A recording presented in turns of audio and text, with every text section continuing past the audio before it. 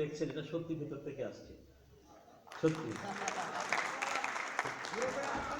আমি নিজেকে অনেক কষ্ট করে সংবরণ করেছি ওদের পাশে এসে দাঁড়িয়ে, মানে একদম গা দুলিয়ে হাত মেরে গানটা গাওয়ার থেকে নিজেকে অনেক কষ্ট করে নিজের পজিশনের কারণে সংবরণ করেছি। হয়তো একদিন তাদের সাথে একদিন দাঁড়িয়ে যাব কোনো একদিন।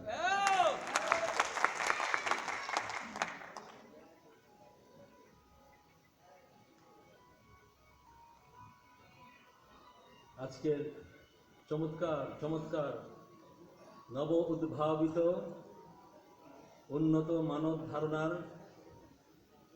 একটি অনুষ্ঠান, কৃতজ্ঞতা প্রকাশ দিবস। এটি সম্মানিত সভাপতি রাজীব ভাই, সকল অর্গানাইজার বৃন্দ, বিশেষ অতিথি আমার মরহুম বাবার সঙ্গে যিনি একসাথে ভাষা আন্দোলনে ছিলেন, আমার বাবা সাবেক রাষ্ট্রদূত অ্যাডভোকেট মোহাম্মদ ফয়েজ কেন্দ্রীয় ভাষা সংগ্রাম পরিষদের সদস্য ছিলেন, ইকবাল হল তথা সার্জেন্ট জহুরুল হলের সমন্বয়কারী হিসেবে মামলা হুলিয়া শিকার হয়েছিলেন।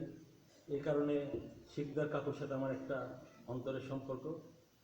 সবসময় ওনার বক্তব্য, ওনার উপস্থিতি, ওনার চেহারা দেখলে আমার শান্তি লাগে, মনে হয় যেন আমার পিতার প্রজন্মকে দেখছি।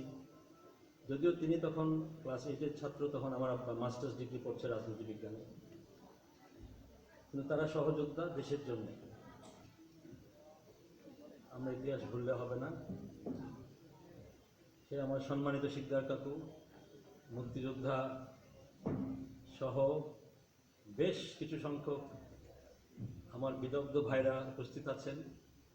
একটা ছোট্ট মিষ্টি বোনও উপস্থিত আছেন।